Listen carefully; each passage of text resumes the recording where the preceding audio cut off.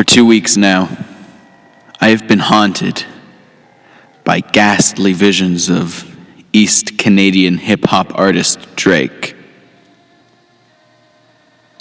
2 nights ago, I awoke with an urge to have a deep personal conversation with a loved one. I tried to go back to sleep, but I couldn't.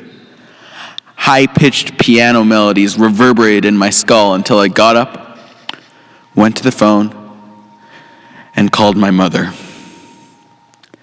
I found my thumb gravitating towards the speakerphone function. I tried to pull away, but I couldn't. My thumb pressed down on it with inhuman force. It started to bleed onto the screen. My mother asked me why I called her. And I saw him, Drake, crouching animalistically in the corner, his face contorted, his limbs folded unnaturally, limply holding onto a microphone, holding it out. I wanted to scream, but when I tried, all that escaped my mouth was a deep personal confession. Tears streaked down my face as Drake recorded the entire conversation for his next lo-fi hit. Just today, as I tried to relax for just one moment, I saw him.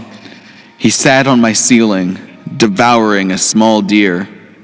The deer shook and spasmed, trying to escape from the critically acclaimed musician, but Drake held firmly to the poor creature, pulling organs and viscera from the beast as one would pull a cereal box off a shelf.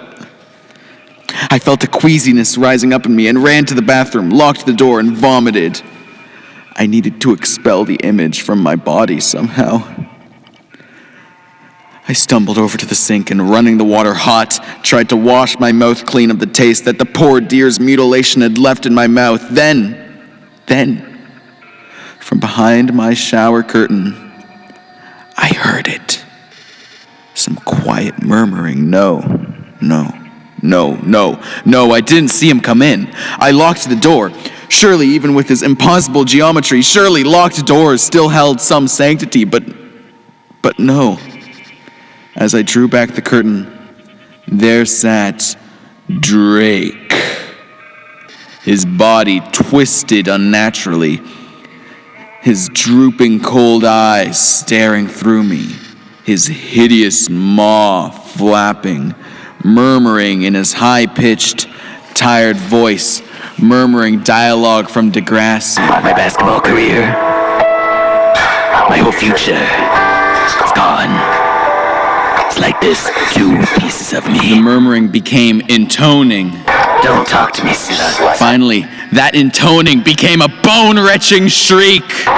Colon cancer's gonna be scary. And you can feel sick, really sick. All I know is if you wanna live, you can't beat cancer with your fists. Shut up! I screamed. Stop! But Drake would not let up, his grim lips unfaltering. I ran from the bathroom, my vision blurred with tears from the eldritch horror the former Degrassi star had subjected me to.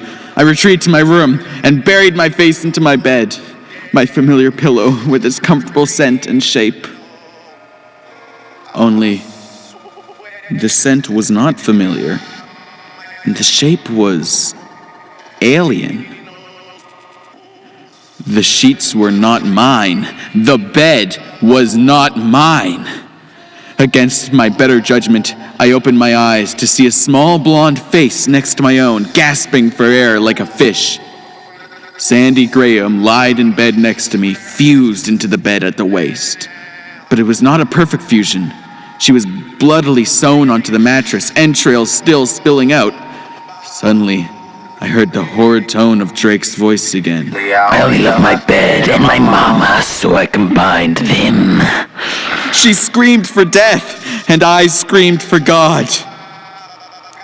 But there is no God. Only East Canadian hip-hop artist Drake.